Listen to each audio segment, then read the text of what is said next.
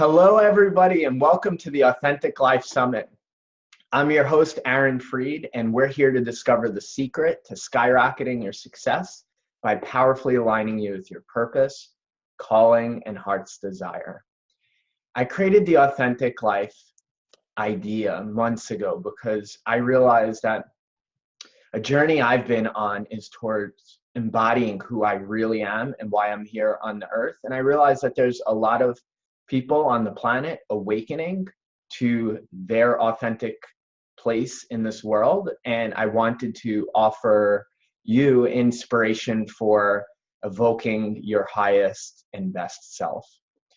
So to do that, we've been featuring numerous experts. And today I would like to warmly welcome today's very special guest, Karin Green of shadowwisdom.com. Hi, Karin. How are you? Hi, Aaron. I'm good. Thank you for having me. You're so welcome. It's so nice to have you.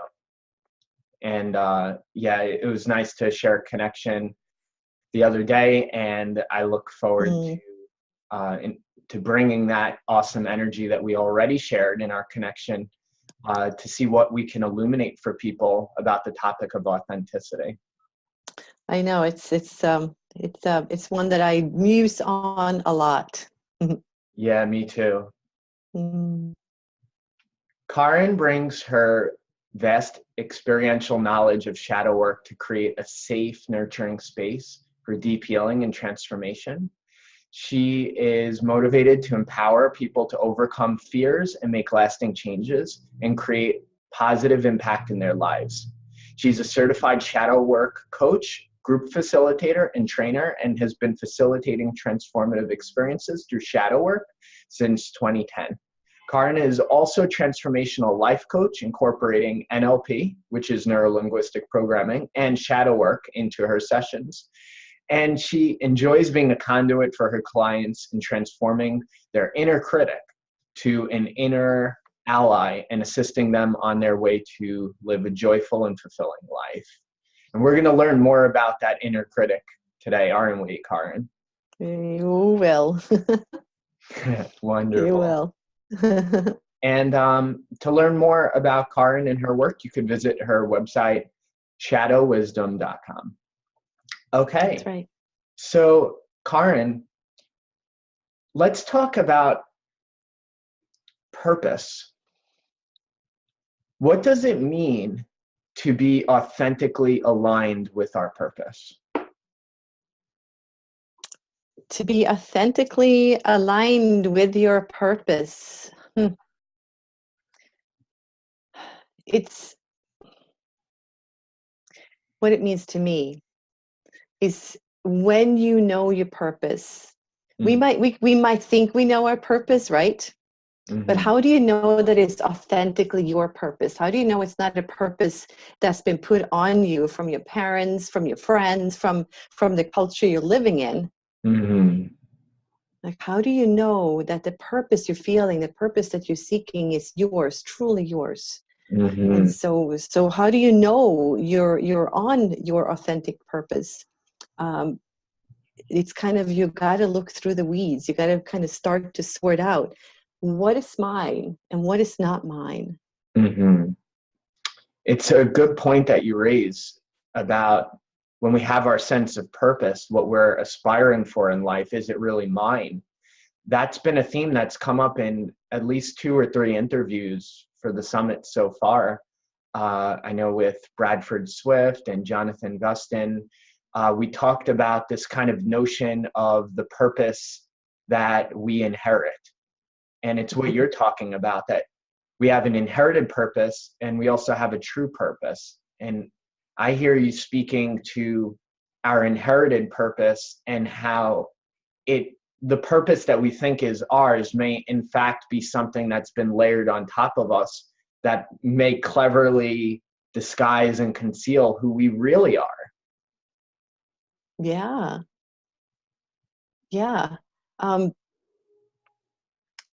To me, it's like when you're growing up, you, I'm going to speak from a shadow work perspective for a bit, if that's okay. Yeah, It's like you growing up and you have access to all these different ways of being and all the different personality traits and desires that are like all in you, and you express them all the time. And as we grow up, we start to put some of these ways of being, some of these personality traits into shadow, or it's like parts of ourselves that we're denying that we're not. And we do this so that we will fit in, so that you will get the love that you need, so you get the nurturing you need, so you get to be part, so you get to connect with your friends. And there's so many of these ways of being that we try out as children, and we find out that it's not okay to be certain ways. And it depends on where do you grow up, which culture do you grow up in, which family do you grow up in, and then you find yourself one day living your life as an adult, thinking you know who you are, thinking that who you are is like your true authentic self. And I like to challenge all of us to actually take a deeper look and see how much of who I truly believe I am is my culture that been put on me, or that I've absorbed in by living, or my family's way of being, or who my friends needed me to be. Mm-hmm. And kind of start to sort that out. So come back to like, well, who am I really? Mm-hmm. It's interesting what you were talking about, how our family kind of maybe gives us a feeling that certain ways of being are not okay, that put those aspects of our personality in shadow. But what I find really compelling is that we're also applauded for being certain ways, aren't we? Yes, we are. That has us being more of that. And I know for me, I'm actually trained as a mathematician and physicist, and I know that part of my cultural heritage, or rather my ancestral heritage, is that I was praised the more that I was the scholar. Yeah. And there's an aspect of me that truly is scholarly, and that loves learning. But I was praised for the conventional track by my own grandmother, and who's one of the closest people in my life. And while that's a part of me, what I've been growing into is the part of me that is kind of a scholar of the invisible realm, not in the way of not in the way of academic subjects, but actually in the kind of hidden or more subtle workings, within our soul. Right. But that's not something that I would have been praised for, early on. It's just, it wasn't right. the support system. But you were still praised for being on the scholarly track, which helped you in a way. Like there's a part of you, like the part of your authentic self that really loves the learning, that loves the scholarly part, right? And really so that did get some encouragement. That did get some, and in the culture, the structure you grew up in might not have had room for you to go into the esoteric scholarly world, right? So that was something you had to step outside of what you knew and find yourself. But your family, for you, lucky for you, were on par with where you wanted to go in the learning, like and learning that track of how are you a scholar? How can you be a scholar?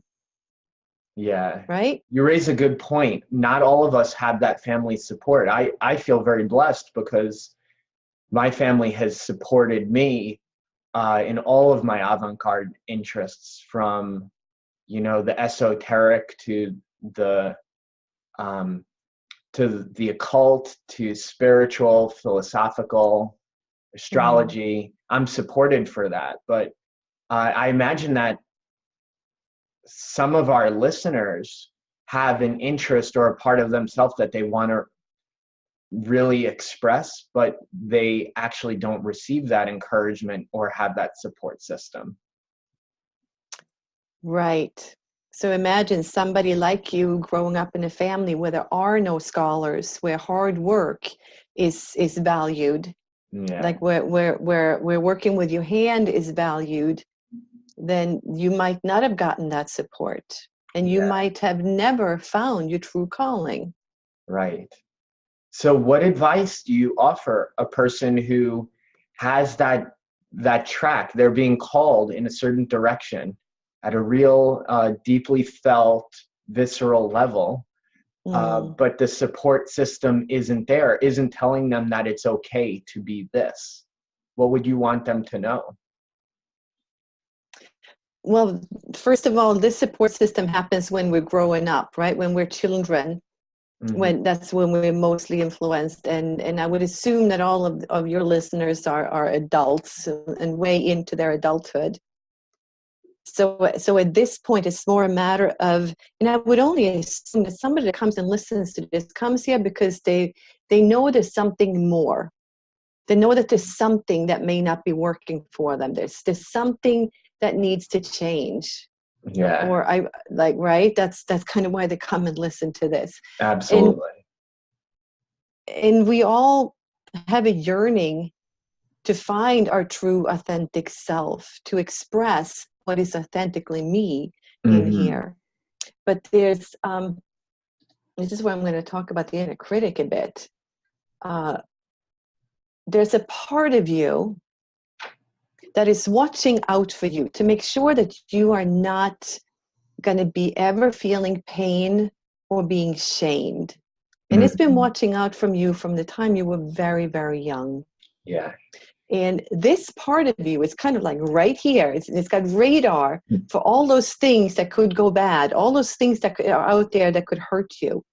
And many times as a child, when you were vulnerable, you got hurt. You might have gotten judged or teased or even physically harmed for being vulnerable. So this part of you is making sure that you are never going to be vulnerable, or you are never going to be that way that's going to cause you pain or shame. This part is protecting you from pain and shame. And it doesn't care if you're happy, if you're fulfilled, if you're expressing your true self. It doesn't care. It just wants you to not be pained, to not hurt. So right? it's this mask that we wear that kind of filters out our life experience. Yes, it's like all those different masks. It's like protection mechanism that this part of you is putting out so that you will not be hurt. And some of us have very thick masks. It's like it takes a lot. We don't show who we are. We are not vulnerable because that's too painful. Some of us have thinner masks. When you are expressing your true authentic self, you get vulnerable. Yeah. You have to be vulnerable. To show all that you are, it's really vulnerable. And some of the things, if I show all of my true authentic self, might not be accepted in our society, might not be accepted by my family. I might not even have accepted it myself fully. So this part that's protecting us is going to say, no way are you going to show your authentic self. And the way that shows up is usually through resistance. So in my world, if resistance shows up, I know that I'm on the right track. I know that there's something in there. There's something of my authentic self that's starting to come through. And there's a part of me that's freaking out. And it could show up through procrastination. It could show up by your mind just go blank. It could show up in so many different ways. It could show up as getting fired from our high-paying corporate job. Yeah, and why would you get fired? You might get fired because you showed up late every day.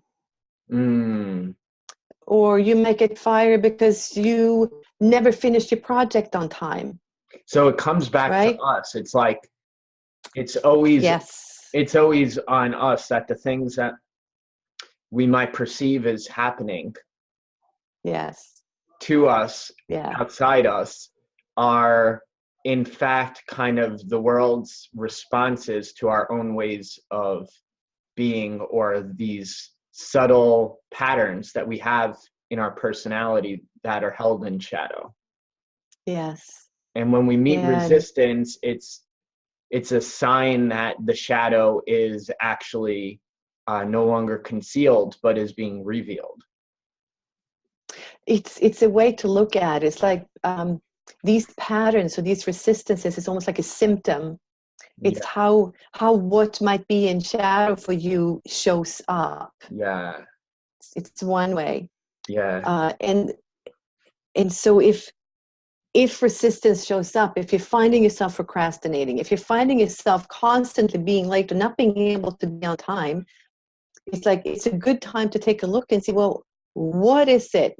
What is it that scares me? What's at risk for me to really show up and be on time? Mm-hmm. What is it that's at risk for me if I really stop procrastinating and finish this project on time? I might get seen. Mm. And if I get seen, I can get hurt. Yeah. People might find out that I don't know anything. Yeah. Yeah. But I'm not good enough. I can really relate with procrastination as a pattern, and your questioning is bringing me to reflect on what is that? What's the reason for that? Yeah. And I think it's really important to really sit with that question, from where does this behavior come? Or what is it doing? Or how is it protecting me or seeking to? Yeah. Yeah. Like, what's the worst thing that could happen if you did not procrastinate?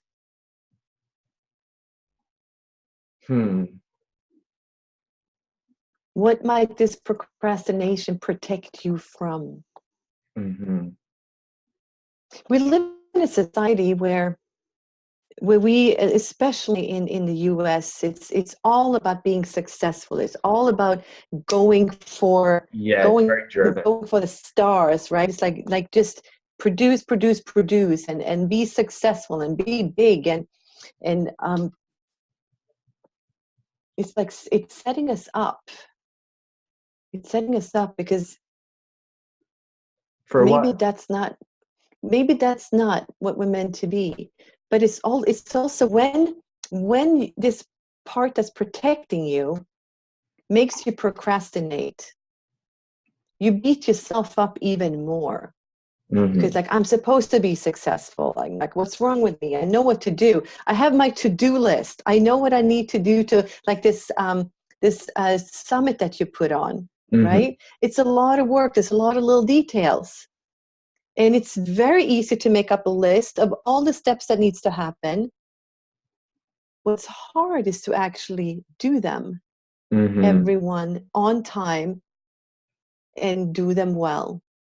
Mm-hmm. And that's where procrastination comes in, because if you really succeed here, you might get seen, or Mm-hmm. somebody might be able to criticize you, or I don't know what happened to you in your childhood, but we all have some kind of wound that we're really hiding, making sure no one's going to see it.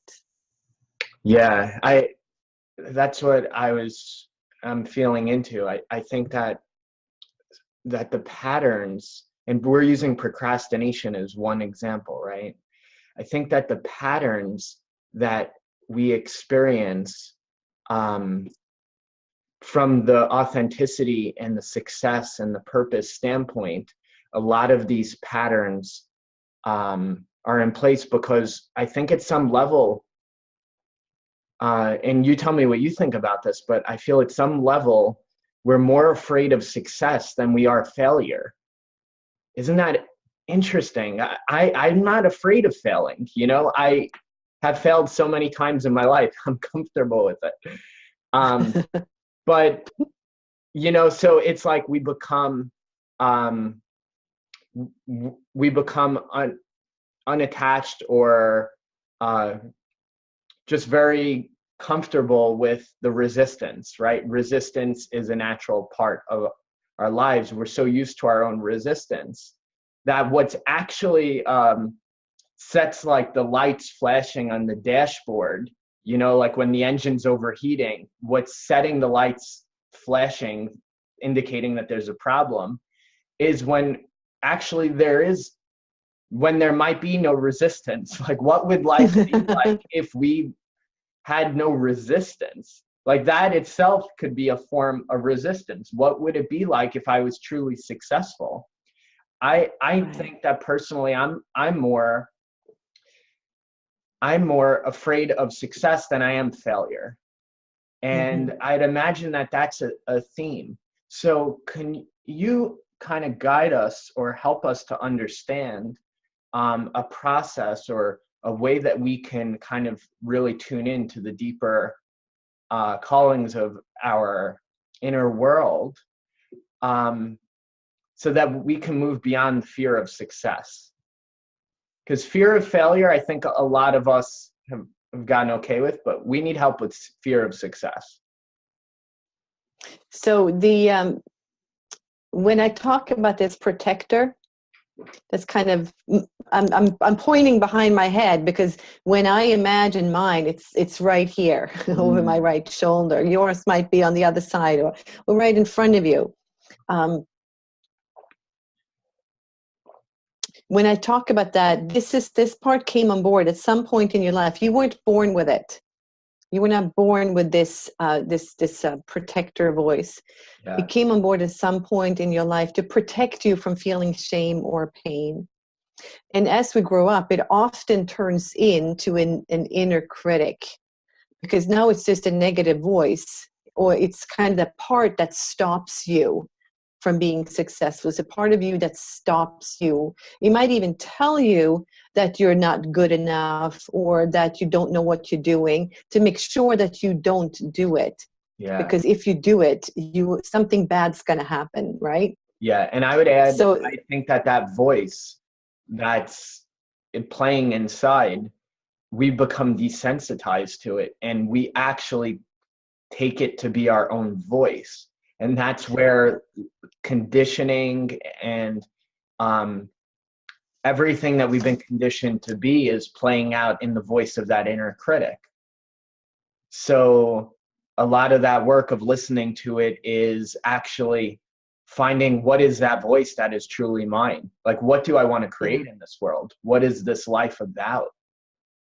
Right. Like, that's what reveals itself when we remove those voices that aren't our own, right?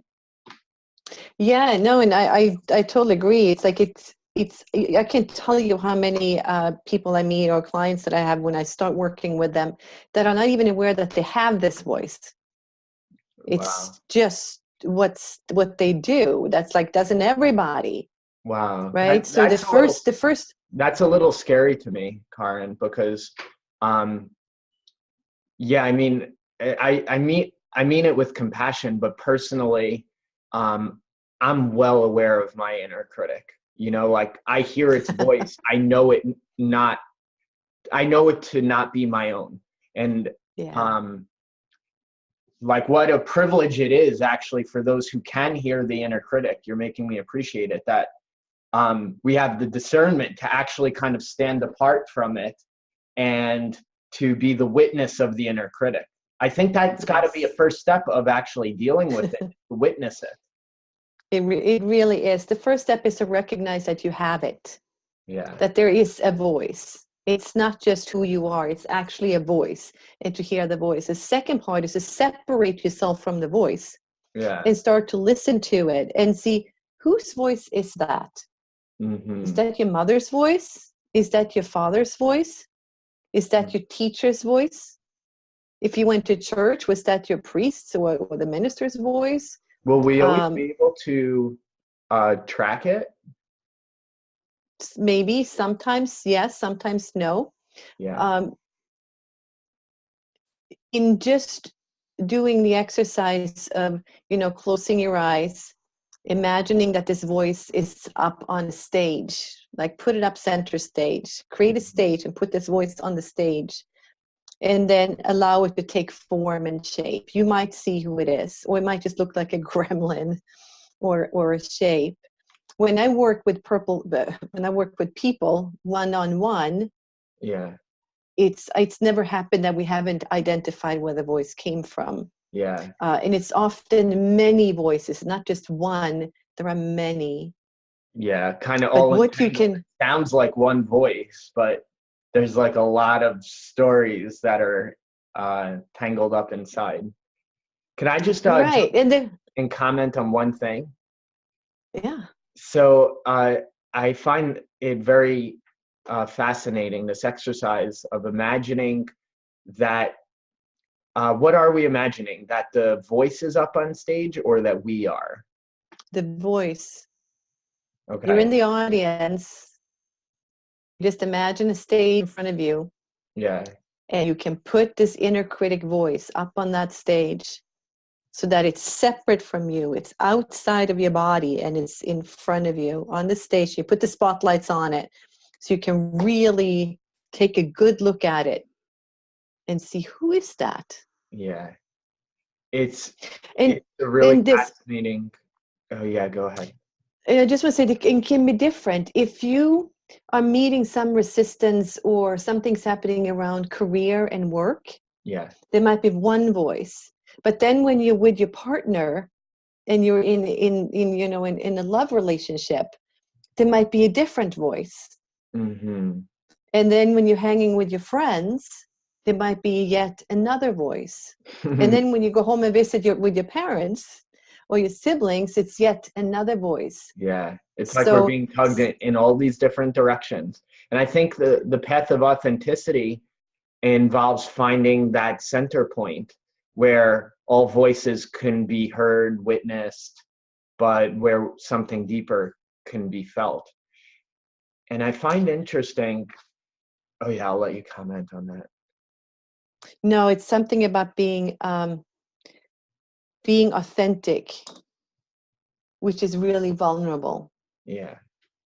If you're really gonna be that true self, it's gonna be really vulnerable. This resistance will come in, and it's why I work with the inner critic.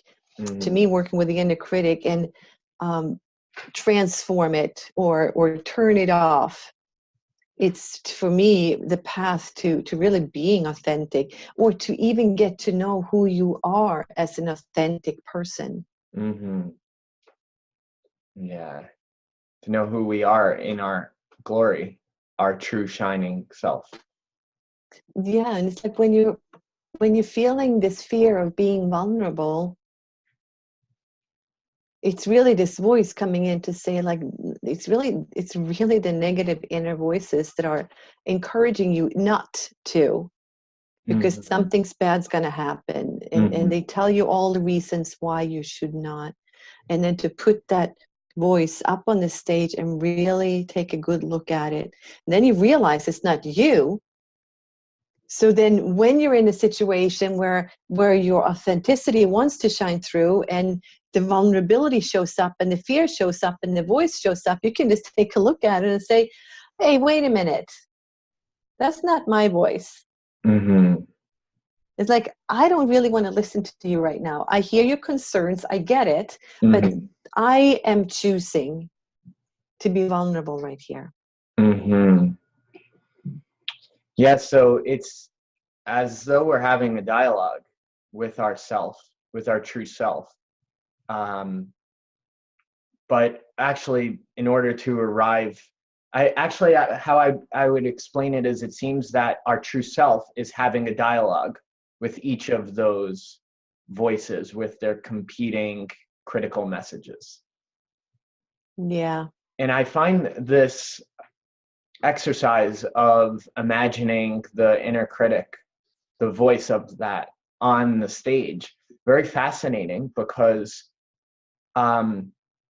what happens when that voice is truly seen? Like that's what the stage is about. It's about being seen. So you're putting it on the stage, you're spotlighting it so that it's really seen. But the other side of that is that success really does require, however that looks for us, I think there is truly an aspect of success, like real success, whether it's success of being an amazing parent or the success of being a CEO in a Fortune 500 company. Success requires being seen in our giftedness and all parts of ourselves that we would otherwise criticize being seen. So this exercise you're talking about, it's really the practice of being seen. And I think that as we become comfortable with being seen, it enhances our ability to magnetize greater success. But when we're hiding, when we're in the shadow all the time, living in the darkness, how can anyone ever see our light? How can we ever be receive genuine praise for who we are, right? Which is the opposite of shame. So we need to allow ourselves to be seen. So I think that which is like being authentic is. When you're authentic, you're showing who you are and you're being seen. As you are. Super vulnerable. As you really are. So it's different than being seen for, say, how you want to appear. Being authentic involves being seen as we really are in our integrity, which may fly in the face of some other ways of being in the world that people won't necessarily jibe with. And they may also totally love it. I have to say, on my path towards authenticity, it's just definitely a lot of fear coming up, a lot of resistance coming up. And every step of the way, when I've been able to like shed the fear, shed the shame, shed the resistance, it's just feeling more alive. To me, it allows me to tap into my life force. It just gives me so much more energy when I don't have to spend so much time hiding who I am. Yeah. To fit in. Because when we're actually, it's like devitalizing. We're consuming resources. Yeah, to like have all this going on. Like imagine how much of your life force, this part that's protecting you, that's got radar for what can go wrong. Yeah. Imagine how much energy that takes because it is on all the time. Yeah. When I do a shadow work coaching session, I actually pull this part out and we have an interview with it. So we actually pull it out and you get to have an interview and have a conversation with this part. And almost every time this part will say, oh my God, finally, I'm exhausted. I've been watching out for this guy for his whole life. Like I am so tired. I need a break. Yeah. And you asked what happens when you put this on the scene, when this part is being seen. It's like this part hasn't realized that you grew up. This part hasn't realized that you have developed skills, tools, maturity. It is still protecting you as if you are a small child. And when it realizes who you are today, it's just like, it melts. Just melts. And it very often turns into an ally. So if it's been stopping you or putting procrastination, making you procrastinate, for example, it can now become the part of you that makes you energized about finishing what's on your list, on your to-do list. Mm-hmm. Maybe that, like, so it kind of completely switches roles. And Right. so I call it, bust your inner critic, transform it to an inner ally. It's my coaching. Yeah.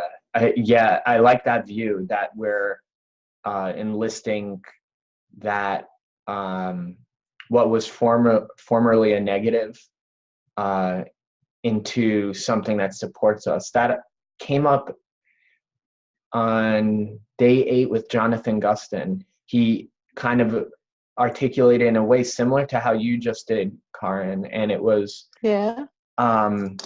he talked about enrolling, like that we're not trying to actually turn the volume down on these voices. We're wanting to enroll them in the higher functions of what our purpose is, so that they are our allies. Yeah. And every time I meet these inner critics or inner protectors, they showed up in your life because they love you. Yeah. They want to protect you. They want to keep you safe. Yeah. They're really not there to destroy your life or get in your way. They just don't care if you're happy, fulfilled. They just care that you're not feeling pain or shame. So that's interesting. It comes from a kind of negative stance. They're these inner critics, from that standpoint, they're not even trying to bring us to feel fulfilled. It's not trying to make us feel safe so much as keep us safe. It doesn't care if we feel good, if we feel safe. No. And similarly, they are just at any cost doing what they need to do in order to protect us, whether we're fulfilled or not. And if you think about it, they came on board when you were very young, when you were a small child. Yeah. And you needed protection. And some of the stories that I hear from these protectors, it's just like, this child might not have survived childhood if they hadn't learned these ways, these protection mechanisms. Mm-hmm. If they didn't have to start to care for themselves. It's like being an exuberant child and having just all this energy showing when you have two parents who are overworked, overtired, and just don't have the energy to deal with you. Mm-hmm. Like, this child is going to put its exuberance in shadow, and this protector is going to say, don't show it. Don't be happy. Don't be exuberant. Tone it down. Yeah.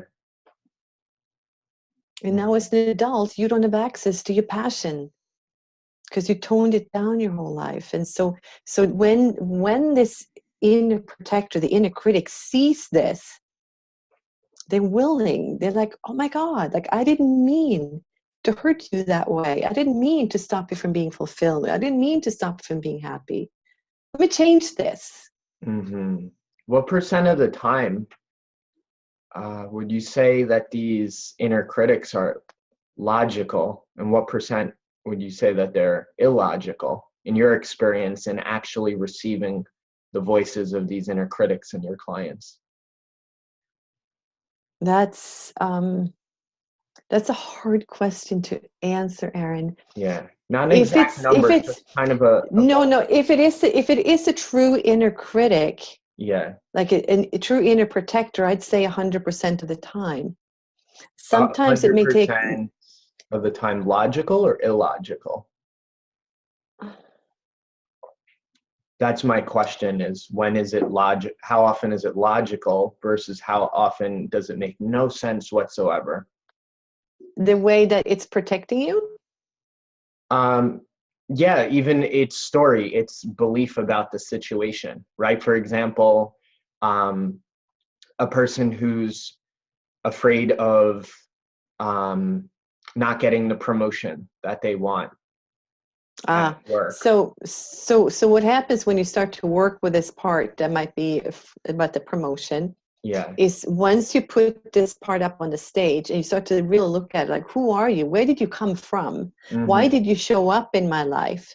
It usually showed up at some point in your childhood to protect you from something bad that could have happened to you. Mm-hmm. And it's still protecting you as if that bad thing can still happen.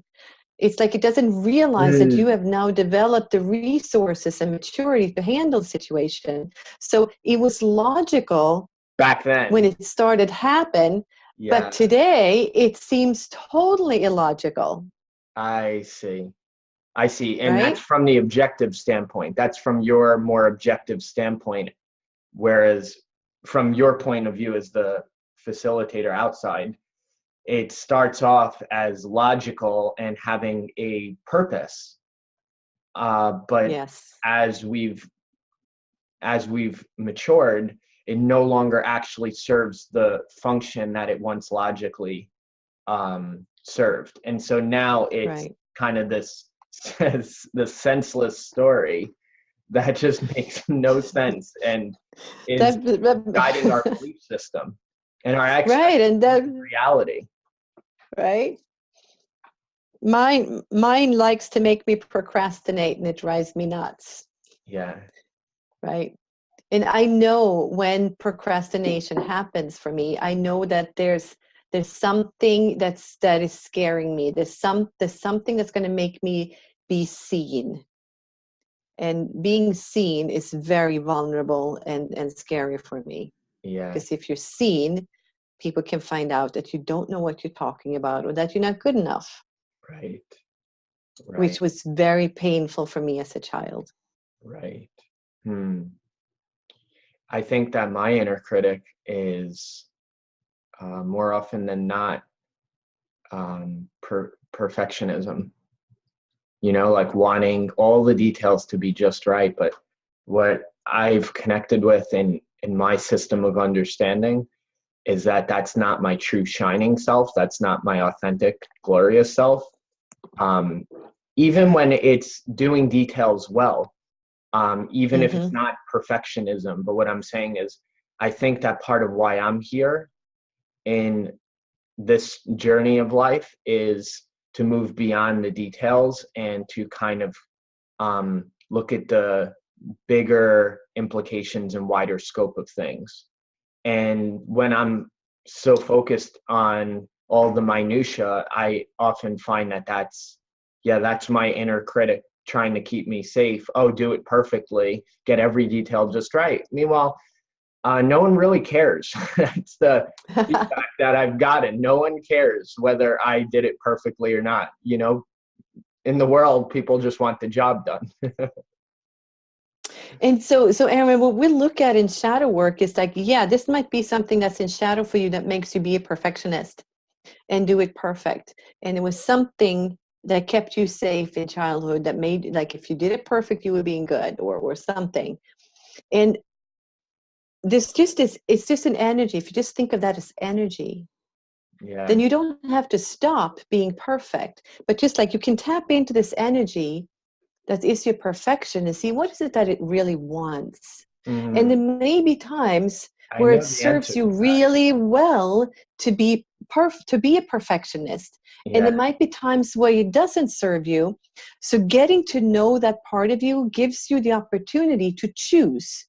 Do I want to use my perfectionist energy that I have access to?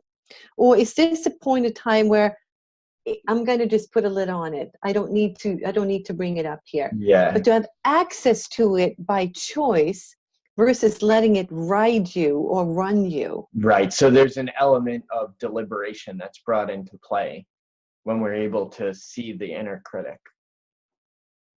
Or any shadow. Right. Because I think perfectionism, it's a really good personality trait to have access to pull out when it's useful. Yeah. But to have the job needs to be right. Right. But for you to be at choice to pull it out and also be a choice to not have it run you. That's true freedom. Yes, That really that is, is. to me, a great goal of living.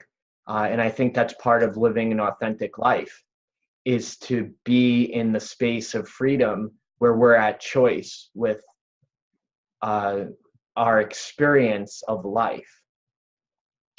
For the sake of the excavation or the discoveries you're guiding us on, I know what to continue with this example, I know what my inner critic, perfectionism, was doing early on. It actually arose. I don't know that the event that catalyzed it where it was necessary to be perfect, but it actually arose as I was becoming super interested in math as a child. We used to be on a family vacation, and I would ask my parents to give me numbers to multiply. And I would, I just learned multiplication 1 year prior, and I was multiplying like 2 and 3 digit numbers in my head without Wow. without paper. And the inner critic of perfectionism for me is about knowing absolutely sure that this is the Mm. answer. It's about knowledge. For me, that inner critic wants to know absolutely. So I find that helpful to know, because do you think that when we tune into our inner critic, when we witness it, when we're at choice in how we're actually interacting with it and using it and enrolling it as an ally, that we can also discover what that inner critic is driving us towards? And I think that could be the positive to tune into, that my inner critic, however critical, is driving me towards absolute knowledge. And oh, cool, that's really helpful when I end up in a subject such as mathematics, or when I'm working with clients and not settling for the story that I hear because I see something deeper. I want to know the absolute truth of all things. And my inner critic, like you have pointed out how they help us, has helped me to know the absolute truth. And it's a relative truth, but you get my drift. So tuning into that inner critic can help reveal us to what is it that we're actually driving towards in life. I'm not so sure. Maybe sometimes yes, sometimes no. What is it that really drives you to that, to knowing something perfectly? Is it a way to stay safe? Was it a way for you as a child to stay safe, to protect you from shame and pain? Then is it really your true self coming through? Is that just your protection mechanism to strive that way? I believe we all have these innate abilities that we are born with. Yes. And then our environment will push us in different ways. So if you had been a different kind of person with different innate abilities, growing up in this exact same situation, you might have found another protection mechanism against whatever it was that caused you pain. So there is some part of you that is driving for that, for sure. But I think that's part of becoming authentic, figuring out what is truly authentic for you, is to take a look at all these forces that are driving us, all these patterns and behaviors that we might exhibit that doesn't totally work for us, and to go back down into the shadow. And in a shadow work session, it's almost like you get to pull them out one at a time. Like I'm having, like, this is, if you imagine that you're putting whatever you are denying or repressing, you're putting it back in, you're pulling it out, and you get to look at it and see, what is this? Where is it from? Why did I pick this up? Yeah. Why did I put it into shadow? And like when we talk about shadow, it's thought of as the dark shadow, the bad things, my anger or whatever it is that I put into my shadow. But in that is also gold. It's like our life force that we've hidden away. There would be no light were it not for the darkness. We would have no notion of light. That is true. So the tuning into the shadow enables us to find our light in the world. It's just the other side of the coin. Yes, I've still not found a shadow that I've worked with, or somebody I work with, where when we take this shadow out and really explore it and transform it, it's always something beautiful on the other side. Yeah, truly. Well, what an inspired message to complete this interview with. Thank you. Karin, do you have a free gift that you'd like to share with our viewers? I do. I created, it's a short little workbook. It's a workbook kind of designed to build self-worth. It's like, in my belief, if you can strengthen your self-worth, your inner critic cannot penetrate. It's like low self-worth gives your inner critic full access to berate you. So building up self-worth kind of makes it's still this still the inner critic might be there, but you won't hear it as loud, because now you know who you are and you feel good about who you are. So it's a journaling technique, and it's a little ebook. Awesome. Thanks for I have sharing. all my clients use it, and I'd say do it for a month and you're going to notice a difference. Awesome. So this workbook, Bust Your Inner Critic, has been created to help people to silence their inner critic and reclaim their joy. Yeah. Karin, thank you so much for being here and having this illuminating discussion with me. For all It's been fun. Yeah, it has. Thanks for having me. Yeah, you're so welcome.